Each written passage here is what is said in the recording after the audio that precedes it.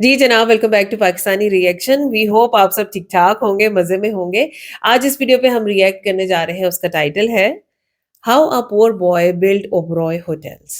यार ओबरॉय होटल्स की अगर बात की जाए ना, तो मैं ये कहूंगा कि जो दुनिया की बेहतरीन होटल चेन्स है ना, हाँ, उसके अंदर ओबरॉय होटल्स का नाम बहुत ऊपर आता है। बिल्कुल। अच्छा, कभी इनकी जो हॉस्पिटैलिटी है उसको एंजॉय करने का मौका नहीं मिल पाया, मिल जाएगा।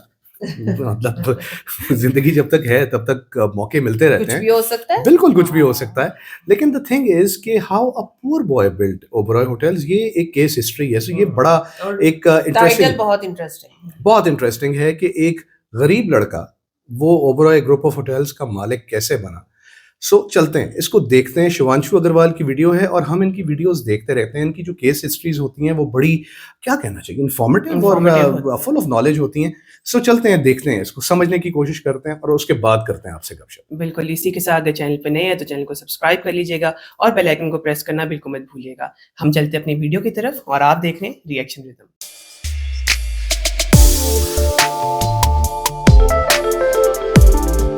चले जी, वीडियो को स्टार्ट करते हैं। 3, 2, 1 एंड गो।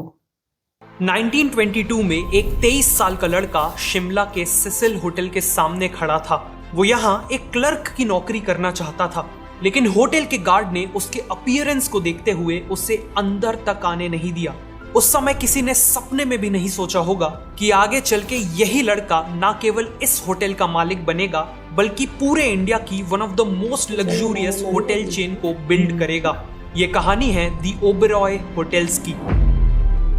साल 1898 अनडिवाइडेड इंडिया के पंजाब प्रोविंस में जन्म होता है मोहन सिंह ओबेरॉय का। वो केवल 6 महीने के थे जब एक एपिडेमिक में उन्होंने अपने फादर को खो दिया, लेकिन इसके बाद भी मोहन की मदर ने इंश्योर किया कि उन्हें एजुकेशन मिले। 16 साल की उम्र में उन्होंने कॉलेज एजुकेशन के लिए लाहौर जाके डीएवी कॉलेज को ज्वाइन कर लिया और वहां उनकी लाइफ में 2 खास चीजें हुई। पहला, उन्होंने इंग्लिश में कम्युनिकेट करना सीखा और दूसरा, उन्हें एक शू फैक्ट्री में पार्ट टाइम जॉब मिल गई। देखते ही उन्होंने डिजाइन और प्रोडक्शन प्रोसेस को डीपली समझ लिया। वो एक नॉर्मल वर्कर से पहले सुपरवाइजर बने और फिर फुल टाइम मैनेजरियल पोजीशन पे आ गए। गरीबी से उठकर आए मोहन को लगने लगा था कि उनकी लाइफ अब सेटल हो चुकी है कि तभी कहानी में एक ट्विस्ट आता है। 1919 में पूरे इंडिया में ब्रिटिशर्स के द्वारा लगाए गए रॉलेट एक्ट के खिलाफ प्रोटेस्ट चालू हो गए, जिस कारण कई बिजनेसेस को नेगेटिव इंपैक्ट हुआ। कुछ सालों तक स्ट्रगल करने के बाद 1922 में शू फैक्ट्री भी बंद हो गई और रातों रात मोहन अनएम्प्लॉयड हो गए। कोइंसिडेंटली इसी दौरान मोहन की ईशरन देवी से शादी हो जाती है और उनकी एक न्यू बॉर्न बेटी भी रहती है। इसीलिए मोहन डेस्परेटली काम ढूंढ रहे थे और तभी उन्होंने एक ऐसे शहर जाने का फैसला किया जो उनकी पूरी जिंदगी बदल देने वाला था, और वो शहर था शिमला। गर्मियों में शिमला ही ब्रिटिश इंडिया का कैपिटल हुआ करता था, जिस कारण यहाँ हाई रैंकिंग ऑफिशियल्स और टूरिस्ट का आना जाना लगा रहता था और इसीलिए ये काम ढूंढने के लिए एक परफेक्ट शहर था। लेकिन अनफॉर्चुनेटली मोहन शिमला में अपने पहले ही जॉब इंटरव्यू में रिजेक्ट हो गए। वो डिसअपॉइंटमेंट में चलते जा रहे थे कि तभी उन्होंने अपने आप को एक आलीशान बिल्डिंग के सामने पाया। वो शिमला के सबसे popular hotel the Cecil hotel आ पहुंचे थे। उन्होंने वहां के हाई प्रोफाइल गेस्ट्स और टॉप नॉच स्टाफ को देखा, जिसके बाद उन्होंने ठान लिया कि वो तब तक शिमला नहीं छोड़ेंगे जब तक उन्हें सिसिल में जॉब न मिल जाए। उन्होंने गहरी सांस ली और कॉन्फिडेंटली अंदर जाने लगे, लेकिन सिसिल के गार्ड ने उनकी अपीयरेंस को देखते हुए उन्हें अंदर जाने नहीं दिया। पर मोहन इतनी जल्दी हार मानने वाले नहीं थे। उन्होंने होटल के बाहर तब तक वेट किया जब तक होटल के मैनेजर बाहर नहीं आए। मैनेजर के आते ही मोहन कॉन्फिडेंटली उनके पास गए और कहा, I am looking for a job sir, do you have a vacancy at the Cecil. Mohan की इंग्लिश सुनकर मैनेजर काफी इंप्रेस हुए और अगले ही दिन उन्हें द सिसिल होटल में 50 रुपए पर मंथ की सैलरी पे क्लर्क की नौकरी मिल गई। सिसिल में मोहन की मेन रिस्पॉन्सिबिलिटी थी कोल की सप्लाई और स्टॉक मैनेज करना। जल्द ही उन्हें आइडिया आया कि कोल डस्ट बॉल्स यूज करके होटल का बहुत पैसा बच सकता है। ये बॉल्स ना केवल सस्ती हैं, बल्कि ये अपनी स्लो बर्निंग कैरेक्टरिस्टिक के कारण रात भर बॉयलर्स को चालू रख सकती है और सुबह बस थोड़ी सी नॉर्मल कोल ऐड करके पानी जल्दी गर्म हो सकता है। उन्होंने ये आइडिया इंप्लीमेंट किया और होटल का बहुत फायदा हुआ। इसके अलावा मोहन को टाइपिंग और शॉर्ट हैंड राइटिंग भी आती थी, इसीलिए जल्द ही उन्होंने मैनेजर को डॉक्यूमेंटेशन और लेटर्स लिखने में असिस्ट करना चालू कर दिया। ये सब देखकर मैनेजर ने उन्हें प्रमोट करके गेस्ट क्लर्क क्लर्क बना दिया और सैलरी भी बढ़ा दी। सेसिल होटल में यूजुअली केवल वीआईपी गेस्ट आते थे और मोहन इन गेस्ट्स के बिहेवियर और प्रेफरेंसेस को डीपली ऑब्जर्व करते थे। साथ ही साथ उन्होंने खुद से ही कई और रिस्पॉन्सिबिलिटीज जैसे कैशियर की रिस्पॉन्सिबिलिटी भी ले ली थी, जिस कारण उन्हें गेस्ट से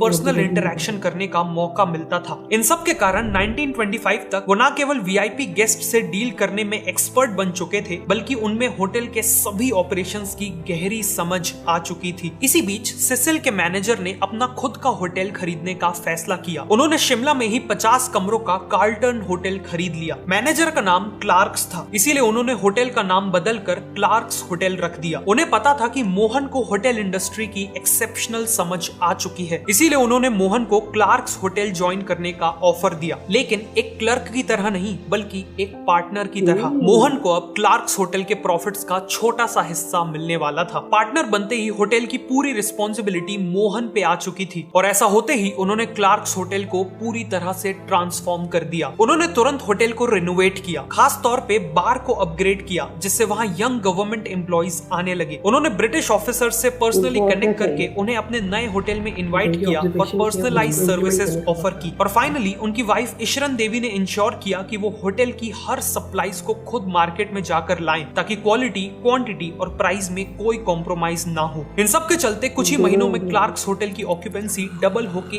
80% तक पहुंच गई। लेकिन फिर कुछ ऐसा होता है जिससे ये पूरा होटल उनके हाथ से एक झटके में छिन सकता था। क्लार्क्स की वाइफ काफी बीमार पड़ जाती हैं और क्लार्क्स डिसाइड करते हैं कि वो होटल को 20,000 रुपए में बेच के इंग्लैंड लौट जाएंगे। मोहन काफी डिसअपॉइंटेड थे। इतनी मेहनत के बाद भी अब इस होटल का फ्यूचर अनसर्टेन था और उनके पास इसे खुद खरीदने के पैसे नहीं थे। सिचुएशन को देखते हुए इशरन देवी ने अपनी पूरी ज्वेलरी बेच दी, लेकिन इसके बाद भी उनके पास सफिशिएंट पैसे इकट्ठा नहीं हो पाए थे। बचे हुए पैसों को अरेंज करने के लिए मोहन ने अपने गाँव के एक मनी लेंडर से हाई इंटरेस्ट पे लोन ले लिया। रिस्क बहुत बड़ा था, लेकिन उन्हें भरोसा था कि वो प्रॉफिट्स कमा के इस लोन को चुका देंगे। 34 की एज में मोहन सिंह ओबरॉय क्लार्क्स होटल के मालिक बन चुके थे, लेकिन साथ में उनके ऊपर बहुत बड़ा डेट भी था। इसीलिए मोहन और इशरन देवी ने पहले से भी ज्यादा मेहनत की और पर्सनली काफी फ्रूगली रहते हुए सभी अर्निंग्स को होटल में री इन्वेस्ट किया। अल्टीमेटली 2 साल के अंदर ही उन्होंने क्लार्क्स होटल को सक्सेसफुली रन करते हुए पूरा लोन चुका दिया। मोहन की सक्सेस का एक मेन कारण था उनकी कम्युनिकेशन स्किल्स। उन्होंने इंग्लिश लैंग्वेज में स्ट्रॉन्ग कमांड हासिल कर ली थी, जिस कारण वो न केवल सेसिल के मैनेजर को इम्प्रेस कर पाए थे, बल्कि अपने होटल्स के हाई प्रोफाइल गेस्ट से भी सक्सेसफुली डील कर पाते थे। लेकिन अब मोहन अपनी लाइफ में केवल एक 50 रूम के होटल तक लिमिटेड नहीं रहना चाहते थे। वो अब होटल बिजनेस का पूरा एम्पायर बिल्ड करना चाहते थे। इसी दौरान उन्हें पता चला कि कलकत्ता में एक होटल लीज पे अवेलेबल था और ये होटल था द ग्रैंड होटल। 500 रूम्स के साथ ग्रैंड होटल न केवल कलकत्ता बल्कि पूरे इंडिया का one of the biggest and most prestigious hotel था। ये होटल कलकत्ता की पहली बिल्डिंग्स में से एक था जिसमें हाइड्रोलिक लिफ्ट थी और सालों से इसने रॉयल फैमिलीज, सेलिब्रिटीज और डिग्नेटरीज को होस्ट किया था। लेकिन रिसेंटली यहाँ कंटेमिनेटेड वाटर के कारण टाइफॉइड आउटब्रेक हो गया था, जिसमें 6 लोगों की जान चले गई थी। इस इंसिडेंट के बाद होटल की रेपुटेशन मिट्टी में मिल चुकी थी, इसीलिए अल्टीमेटली 1937 में ये होटल बंद पड़ गया और इसके ओनर्स इसे लीज पे देना चाहते थे। मोहन के सामने अब 2 रास्ते थे, या तो शिमला में अपने छोटे होटल को बिना कोई रिस्क के चलाते रहे, या फिर क्लार्क्स होटल से 10 गुना बड़े होटल को लीज पे लेकर अपनी किस्मत आजमाएं। मोहन ने दूसरा ऑप्शन चुना और 8,000 रुपए पर मंथ के रेट पे द ग्रैंड होटल को लीज पे ले लिया। लेकिन जब उन्होंने होटल की हालत को प्रॉपरली देखा तो उन्हें अपने डिसीजन पे डाउट होने लगा। बिल्डिंग के अंदर की हर दीवार में धूल की मोटी परत जमी हुई थी, पेंट उखड़ चुका था और इंटीरियर्स बुरी तरह डैमेज हो चुके थे। होटल को रिवाइव करने के लिए उसे एक मैजिकल ट्रांसफॉर्मेशन की जरूरत थी, इसीलिए मोहन ने फिर से एक लोन लिया और बिना देरी किए एक मैसिव क्लीन अप ऑपरेशन करवाया, जिसमें होटल का हर एक कोना डीपली क्लीन करवाया गया। इंटीरियर्स जैसे टपेस्ट्रीज, गिल्ट मिरर्स, मार्बल पिलर्स और शैंडलियर्स को रीस्टोर किया गया। फाइनली उन्होंने पर्सनली होटल के पुराने स्टाफ जैसे शेफ्स, हाउसकीपिंग स्टाफ और पोर्टर्स एटसेट्रा को रीच आउट किया और उन्हें वापस होटल ज्वाइन करवाया, क्योंकि यही लोग होटल को सबसे अच्छे से जानते थे। लेकिन एक चीज को रीस्टोर करना अभी भी बाकी था और वो थी होटल की रेपुटेशन, जो टाइफॉइड आउटब्रेक के कारण खराब हुई थी। मोहन ने इस प्रॉब्लम को जड़ से खत्म करने का फैसला किया। उन्होंने होटल में लगे हुए हर एक पाइप और ओवरहेड टैंक को निकाल फेंका और एक नया मॉडर्न प्लम्बिंग सिस्टम इंस्टॉल किया। ऑल्सो उन्होंने एक नई प्रैक्टिस एस्टैब्लिश की जिसमें वो खुद सुबह सबसे पहले अपने पूरे स्टाफ की हाइजीन जैसे नेल्स, हेयर और यूनिफॉर्म को इंस्पेक्ट करते थे। इवेंचुअली लोगों के बीच ये बात फैल गई कि न केवल ग्रैंड होटल पहले से ज्यादा प्रीमियम सर्विसेज दे रहा है बल्कि वो अब 100% सेफ है, और इसीलिए अगले 2 सालों में ग्रैंड होटल की ऑक्यूपेंसी वापस से बढ़ने लगी। लेकिन जैसे ही सिचुएशन बेटर होने लगी वैसे ही एक और सेटबैक आ गया, वर्ल्ड वॉर 2। वॉर के स्टार्ट होते ही ब्रिटिश आर्मी के हजारों सोल्जर्स के लिए कलकत्ता एक बेस बन चुका था और इन सोल्जर्स के एकोमोडेशन के लिए ब्रिटिशर्स को काफी जगह चाहिए थी। इसीलिए ब्रिटिशर्स ने बाकी कई बिल्डिंग्स के साथ साथ ग्रैंड होटल को भी वॉर के दौरान अपने कब्जे में लेने के ऑर्डर्स पास कर दिए। अगर इतनी मेहनत और इन्वेस्टमेंट के बाद ये होटल मोहन के हाथ से निकल जाता तो वो लोन्स ना चुकाने के कारण बैंकरप्ट हो सकते थे। इसीलिए उन्होंने हिम्मत की और ब्रिटिश जनरल को समझाया कि अगर सोल्जर्स का रहना और खाना खुद आर्मी मैनेज करेगी तो आर्मी को हर दिन 12 रुपए पर सोल्जर खर्च करने होंगे, लेकिन मोहन केवल 10 रुपए पर सोल्जर के प्राइस में सब कुछ मैनेज कर सकते हैं, जिससे आर्मी का बहुत पैसा बच सकता है। लकीली जनरल ने डील डन कर दी, लेकिन अब मोहन को कैसे भी बहुत कम प्राइस चार्ज करते हुए होटल को प्रॉफिटेबली चलाना था। मोहन ने दिमाग लगाया और पूरे होटल के सभी लग्जूरियस इंटीरियर्स को सेफली रिमूव करके स्टोर कर लिया और उनकी जगह स्टर्डी और चीप इंटीरियर्स लगा दिए। इवन किंग साइज बेड्स की जगह कैंप कॉट्स लगा दिए गए। साथ में सभी लग्जरी सर्विसेज को रिमूव करके बेसिक सर्विसेज से रिप्लेस कर दिया गया। ऑक्यूपेंसी को मैक्सिमाइज करने के लिए जहां हो सके वहां बेड्स लगा दिए गए। इवन कॉरिडोर्स और कोर्टयार्ड्स को भी डॉर्मेट्री में कन्वर्ट कर दिया गया। अल्टीमेटली 1400 लोगों की कैपेसिटी वाले ग्रैंड होटल में 4000 सोल्जर्स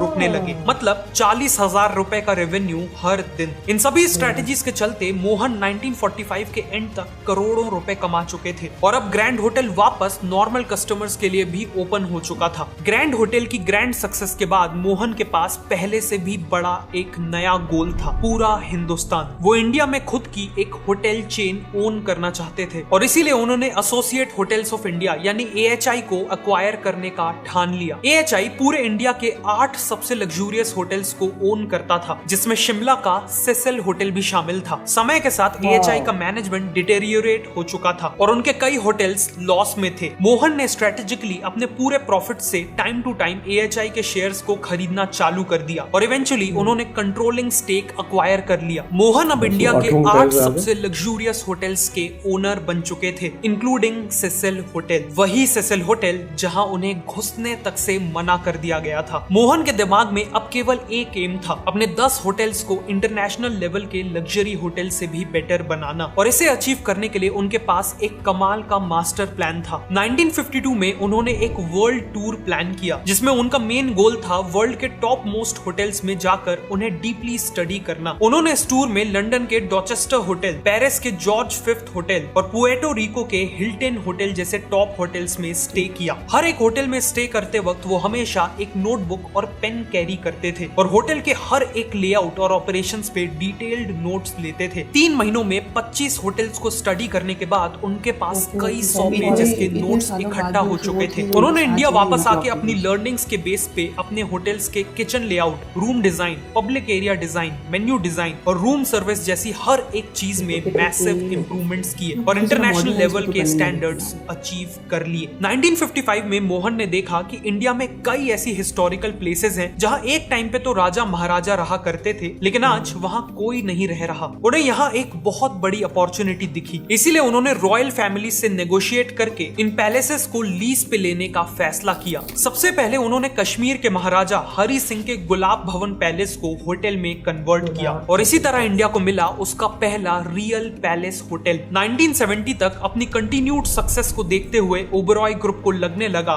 कि वो इंडियन लग्जरी होटल इंडस्ट्री के अनडिस्प्यूटेड किंग बन चुके हैं। लेकिन फिर कहानी में एंट्री होती है एक ऐसे ग्रुप की जो ओबेरॉय ग्रुप के लिए सबसे बड़ा चैलेंज बन के उभरता है और एक ग्रुप था द ताज होटल ग्रुप।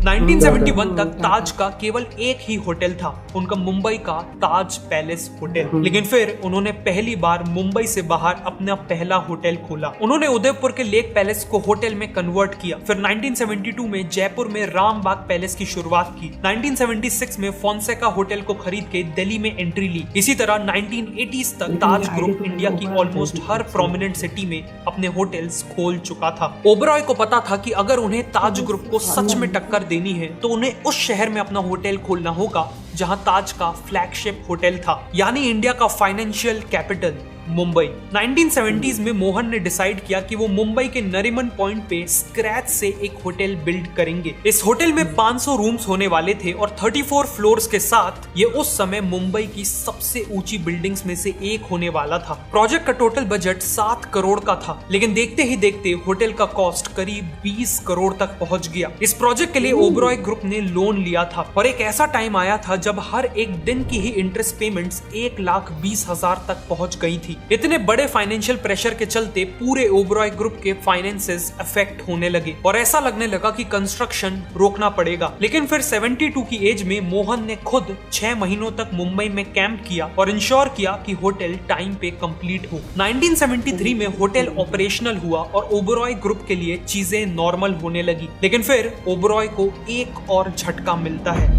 1975 में इंदिरा गांधी इंडिया में इमरजेंसी घोषित कर देती है, जिस कारण देश में एक इकोनॉमिक डाउनटर्न आ गया और फॉरेन और डोमेस्टिक ट्रैवलर्स की कमी हो गई। इसका सबसे ज्यादा इंपैक्ट हुआ होटल इंडस्ट्री को। ओबरॉय ग्रुप का डेट इस हद तक बढ़ गया कि उन्हें अपने मुंबई के होटल को बेच देने तक का प्रेशर था, लेकिन मोहन ने ऐसा नहीं होने दिया। इसी दौरान उन्होंने देखा कि लेबनान में सिविल वॉर चालू हो गई है, जिस कारण अरब कंट्रीज के कई हाई नेटवर्थ इंडिविजुअल्स जो पहले बिजनेस या लेजर के लिए लेबनान जाते थे, वो इंस्टेड मुंबई आने लगते हैं। मोहन ने इस अपॉर्चुनिटी को पहचाना और एक मास्टर प्लान तैयार किया। उन्होंने अपने होटल्स के 200 स्टाफ मेंबर्स को क्रैश कोर्स देके अरेबिक सिखवाई ताकि वो अरब गेस्ट से इफेक्टिवली कम्युनिकेट कर सके। होटल के डॉक्यूमेंट्स जैसे room service directory, menu cards etcetera को अरेबिक स्क्रिप्ट्स में प्रिंट करवाया। अपने पूरे फूड मेन्यू को मॉडिफाई करके उनमें अरब डिशेस ऐड की। इन स्ट्रेटजीज के चलते ओबरॉय होटल अरब गेस्ट्स के लिए फर्स्ट चॉइस होटल बन गया और अगले कुछ ही सालों में ओबरॉय ने न केवल अपना लोन पे ऑफ कर दिया, बल्कि इस होटल से ह्यूज प्रॉफिट्स भी जनरेट किए। इस सक्सेस के साथ ओबरॉय ग्रुप ने अपने आप को इंडिया की most prominent luxury hotel chain के तौर पे स्टैब्लिश कर लिया था और मोहन सिंह ओबरॉय ने अपनी लाइफ के सबसे बड़े चैलेंज को सक्सेसफुली डील कर लिया था। उनका कहना था कि हमें कभी भी ऐसी चीज एक्सेप्ट नहीं करनी चाहिए जो सेकंड बेस्ट हो, और उन्होंने इसी फिलॉसफी के साथ ओबरॉय ग्रुप को बिल्ड किया। आज अपने 32 लग्जरी होटल्स के साथ ओबरॉय न केवल इंडिया बल्कि वर्ल्ड के फाइनेस्ट होटल चेन्स में से एक है। और सबसे इंपॉर्टेंट बात यह है कि हजारों करोड़ों के इस बिजनेस एम्पायर को बिल्ड करने के पीछे एक ऐसे इंसान का हाथ है जो कभी खुद होटल का क्लर्क हुआ करता था। वेरी नाइस, वाओ, बहुत ही इंस्पायरिंग स्टोरी। और मैं अक्सर इनके साथ ये बात करती हूँ कि भाई कैसे ऐसे होता है कि भाई एक गरीब लड़का उठता है और इतनी बड़ी एम्पायर का मालिक बन जाता है। ये कहानियों में होता है, लेकिन जब हम इस तरह की केस स्टडी करते हैं तो फिर हमें पता चलता है कि भाई ये लोग किस तरह से ऊपर आए, इनकी ऑब्जर्वेशंस क्या थी, इनकी इवैल्यूएशंस किस तरह की थी, तो फिर हम जानते हैं इन चीजों के बारे में। अच्छा मोना, असल में होता यह है कि दुनिया में जहां पर भी आप इस तरह की बड़ी बड़ी ऑर्गेनाइजेशंस आप देखते हैं ना, सो उनका जो स्टार्ट है वो अमूमन क्या कहना चाहिए कि जो बिगिनिंग्स होती हैं वो बड़ी हम्बल होती हैं, लेकिन उन हम्बल बिगिनिंग्स के पीछे वो sharpest of the sharp brains होते हैं जो कि उन चीज़ों को वहां तक लेके आते हैं कि जिनको कई दहाइयों के बाद या कई डेकेड्स के बाद आज आप अपने सामने एक एम्पायर्स के तौर पे देखते हो। एक बात तो ये है, और मोहन सिंह ओबरॉय उनकी स्टोरी जो है दैट इज नो डिफरेंट, कि कहाँ वो पैदा हुए, कहाँ उन्होंने अपनी एजुकेशन ली और कहाँ जाके इवेंचुअली उन्होंने अपनी पहली जॉब की। It is a very long journey और स्ट्रगल है ना, स्ट्रगल है, करने की ख्वाहिश है, स्ट्रगल है, लेकिन उस स्ट्रगल को किस तरह से उन्होंने मनूवर किया अपनी उन तमाम चीज़ों को, ये एक बड़ी इंस्पायरिंग स्टोरी है कि भाई उनको उनकी अपीयरेंस की वजह से सेशल्स में दाखिला नहीं उनका हो रहा, फिर फाइनली वो अपनी उसी एजुकेशन की बेस के ऊपर वहाँ के मैनेजर के साथ कम्युनिकेट करते हैं कि भाई I want a job here, और फिर उनको फाइनली वहाँ पे जॉब मिलती है। एंड देन उनकी एजुकेशन और उनकी कम्युनिकेशन स्किल्स जो हैं दे कम इनटू प्ले, कि किस तरह से वो वहाँ के वीवीआईपी जो गेस्ट हैं उनके साथ कम्युनिकेट करते हैं। और आप और देखो कि आहिस्ता-आहिस्ता वो मैनेजिंग डिपार्टमेंट में बड़े आगे तक चले हाँ, गए कि हर चीज़ को उन्होंने आपने ऑब्जर्व ये चीज देखी कि उनके पिता के डेथ के बाद भी उनकी मदर ने उनको क्या बोला कि स्टडीज करनी है, करनी और है। वो चीज उनके पूरी जिंदगी का सो यही बात है ना कि स्टडी जो है, और फिर एक जो है मैं और अमूमन बात किया करता हूँ वो ये कि जिंदगी में कुछ भी सीखा हुआ आपके हमेशा काम आता है, प्रोवाइडेड ये कि आपकी मेमोरी जो है वो सर्विसेबल है और आप उस चीज को अपने अंदर रिटेन रख सकते हैं। सो अगर तो आप ये कर रहे हैं तो you can become the next Mohan Singh Oberoi, and if not, और आप अपना जो क्या कहना चाहिए अपनी सर्विसेबल मेमोरी नहीं रखते, तो देन फिर आप कुछ भी हैं, आप एक आम इंसान हैं। लेकिन ये बड़े स्पेशल और गिफ्टेड किस्म के लोग होते हैं। अब आप यहाँ पर फिलहाल तो बात कर रहे हैं मोहन सिंह ओबरॉय की, लेकिन आप यहाँ पे अंबानीज की बात करें, यहाँ पे आप टाटास की बात करें, तो ये अडानीज की बात करें तो आप ये चीज देखेंगे कि बिजनेस को समझना एक अलग बात है, लेकिन उस बिजनेस से पहले चीजों के कीन ऑब्जर्वर होना एक ज्यादा इंपॉर्टेंट चीज होती है। मतलब आप ये चीज देखें कि उन्होंने क्या किया, उन्होंने होटल मैनेजमेंट को इस तरह से सीख लिया और इस तरह से समझ लिया जैसे कि वो उसी काम के लिए बने। हालांकि जब उन्होंने शुरू किया, उनकी जो अपना शुरुआत थी, बिगिनिंग्स जो थी उनकी, वो एक शू फैक्ट्री से थी। लेकिन वहां पर भी क्या कि बहुत जल्द वो वर्कर के तौर पे वहां पे उन्होंने और मैनेजर बन गए, ऑब्जर्वर बहुत अच्छे थे। और दूसरा ये कि होटल्स के अंदर जब इस बिजनेस के अंदर वो आए तो उनका सबसे बड़ा प्लस पॉइंट क्या था कि एक तो एजुकेटेड थे, दूसरा कम्युनिकेशन स्किल उनकी बहुत कमाल की थी। सो ये कम्युनिकेशन जो वो ऑब्जर्व करते थे उसको उनको काम में लाना, उसको इम्प्लीमेंट करना भी उनको आता था। और देखो ना जैद, मैं एक और बात करूंगा कि कम्युनिकेशन स्किल जो है वो सिर्फ और सिर्फ ये नहीं होती है कि आप किसी भी बंदे के साथ कन्वर्स कर लें। कम्युनिकेशन स्किल बेसिकली क्या है कि आप जिस कैलिबर का बंदा आपके सामने खड़ा है, आप उससे उसकी जबान में बात करोगे तो वो ज्यादा बेहतर तौर पे समझेगा। सो जिन वीवीआईपीज को और जिन अंग्रेजों को वो उस जमाने में केटर कर रहे थे, एंड देन उनका जो सुपीरियर क्या कहना चाहिए जो मैनेजर था वो भी सिंस अंग्रेज था, और फिर वो होटल्स की इन्स एंड आउट्स को बिल्कुल मुकम्मल तौर पे समझ गए उस बिजनेस को, तो किस तरह से उन्होंने उस चीज को अप्लाई किया वो आपने बेसिकली आप ये देखो कि उनका काम कुछ और था जिसके लिए उनको 50 रुपए की जॉब Exactly. लेकिन उन्होंने अपनी उस ऑब्जर्वेशन के ऊपर आके क्या क्या चीजें जो हैं, और आप ये देख लो कुछ अरसे में वो एक होटल के मालिक, मतलब उन्होंने अपने मैनेजर के साथ इस तरह का एक रिश्ता बना लिया अपनी उसी कम्युनिकेशन स्किल की वजह से कि जब उसने अपना खुद का होटल खरीदा तो उसने इनको एज ए पार्टनर ले लिया। सो वो बेसिकली एक शुरुआत थी। और फिर एक और चीज जिसके बारे में मैं यहाँ पे जिक्र करना चाहूंगा कि रिस्क हर एक बिजनेस के अंदर होते हैं। लेकिन द थिंग इज कि उन रिस्क्स को कैलकुलेट करना और इस तरह से कैलकुलेट करना कि they no longer possess any threat to your ambition, basically कमाल ये है। एकदम से 50 कमरे के होटल से जंप करना 500 और एक ऐसे बिजनेस के अंदर, एक ऐसे होटल के अंदर हाथ डालना जो कि ऑलरेडी डूब चुका हुआ है, और फिर उसको इस तरह से मेंटेन करना और दोबारा से उसकी रेपुटेशन को बिल्ड करना। मतलब सिर्फ 2 साल में इतना बड़ा नाम उन्होंने कमा लिया वहां पे कि वो होटल पहले से ज्यादा बेहतर तरीके से चलने लगा। बिल्कुल ऐसा ही है। और फिर उसके बाद ये वाला आइडिया इम्प्लीमेंट करना कि भाई हिंदुस्तान के अंदर बहुत सी ऐसी रॉयल फैमिलीज हैं जो कि अपने उन पैलेसेस को यूज नहीं करते, so why not I approach to them और मैं उनसे बात करूं कि भाई आप ये मुझे दे दें। और उस आइडिया के भी लीडर वो थे, बाद में टाटा ने उस चीज को एक्सपैंड किया, टाटा ने उस चीज को जल्द किया, मुकाबले पे इनकिया, लेकिन स्टिल इन्होंने उस चीज को ओवरकम किया और इन्होंने अपने रिस्क खत्म किया। सो बात तो यही है ना कि एक जो इंस्पायरिंग पर्सनैलिटी है वो दूसरी इंस्पायरिंग पर्सनैलिटी को इंस्पायर करती है। बिजनेस आइडिया कहीं पे तो जनरेट होता है। बिल्कुल। और ये जनरेट कहाँ पे हुआ? ये मोहन सिंह ओबरॉय के दिमाग का एक वो क्या कहना चाहिए कि उनकी एक पैदावार थी। सो यार बहुत कमाल की स्टोरी, और स्टोरी नहीं रियलिटी, मतलब ओबरॉय होटल्स को हम देखते हैं और कमाल के देखते हैं यार। मतलब दुनिया के किस किस कोने के अंदर आपको ओबरॉय नजर आता है, और खैर इंडिया में तो देखने का अभी तक मौका नहीं मिला, लेकिन जिस तरह उन्होंने जिन पैलेसेस की बात की कि इन्होंने वो लिए, उनको इंडिविजुअली देखेंगे भी और उसके ऊपर भी अपना रिएक्शन आपके साथ शेयर करेंगे। फिल वक्त अगर इस वीडियो की बात करें तो यार बहुत इंस्पायरिंग स्टोरी, और वाकई में ऐसा है कि हर एक इंस्पायरिंग और सक्सेसफुल स्टोरी की बिगिनिंग बड़ी हम्बल होती है, लेकिन with observation, with education and with the dedication आप ये चीज़ देखते हैं कि over the span of 30, 40, 50 years वो चीज़ एक एम्पायर बन जाती है। बिल्कुल। और वो आप यही कहते चीज़ तो होते हैं बाबा कि इरादा पक्का होना चाहिए, इरादा जो है वो 80% ऑफ योर काम बिल्कुल, है। बिल्कुल, और ये बात बिल्कुल सही है कि अगर आपने किसी भी चीज़ का कुछ करना है तो 80% तो उस काम के अंदर से सिर्फ़ और सिर्फ़ आपका इरादा है।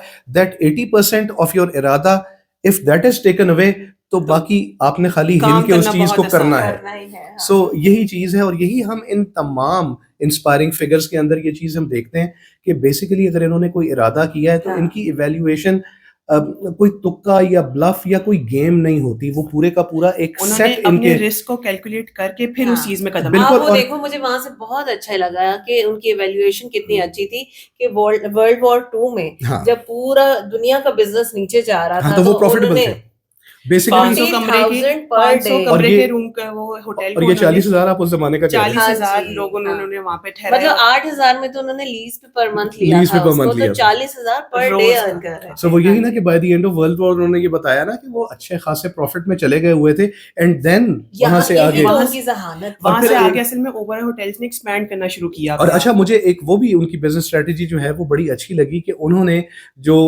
वो होटल्स के जो एक ऑर्गेनाइजेशन थी जिसके अंदर 8 बेहतरीन इंडिया के होटल्स थे, उसके अंदर उन्होंने धीरे धीरे करके अपनी हाँ। जो इनकम है उसको वहां पे डालना शुरू और कर जिस दिया। होटल से उन्होंने स्टार्ट की थी अपनी जॉब, आखिर में वो उसके भी मालिक बन वो गए। उसके हाँ, अलावा ये उसके चीज़ है। 8 होटल्स और 2 और थे उनके पास। तो मतलब इंस्पायरिंग स्टोरी यार। और ये लोग जो हैं ये क्या कहना चाहिए, मतलब ये एक बड़ी स्पेशल ब्रीड होती है और इनके बारे में, इनकी अचीवमेंट्स, इनकी बिजनेस स्ट्रेटजीज, इनके बारे में जान के ना बड़ा मजा आता है। लेकिन नॉट नेसेसरीली हर बंदा जो है वो इस पैमाने पे जाके सक्सेसफुल हो सकता है, ये चोजन वंस ही होते हैं। बिल्कुल ऐसे। लेकिन और हर बंदे में इतना प्रेशर लेने की कैपेसिटी भी Capacity लेकिन भी इनकी नहीं है। स्ट्रेटजीज को देख के, इनसे कुछ सीख के एटलीस्ट अपने उन छोटे छोटे कारोबार जो होते हैं उनको बड़े बेहतर तरीके से चलाया जा सके। बिल्कुल ऐसा ही है। सो इंस्पिरेशन इंस्पिरेशन एंड इंस्पिरेशन। मज़ा आया जी इस वीडियो को देख के और मैं इस चीज़ की उम्मीद करूंगा कि आपको हमारा रिएक्शन भी पसंद आया होगा। अगर आप इस चीज़ में कुछ और ऐड करना चाहते हैं, कुछ हमें और बताना चाहते हैं इस वीडियो से हटके, तो प्लीज़ कमेंट ज़रूर कीजिएगा। इस रिएक्शन के बारे में बताइएगा कि आपको कैसा लगा। अगर आपको पसंद आया तो चैनल को सब्सक्राइब करने का और इस वीडियो को लाइक करने का आपका बहुत बहुत शुक्रिया। मिलते हैं आपसे अगली वीडियो में। अपना बहुत ख्याल रखिएगा।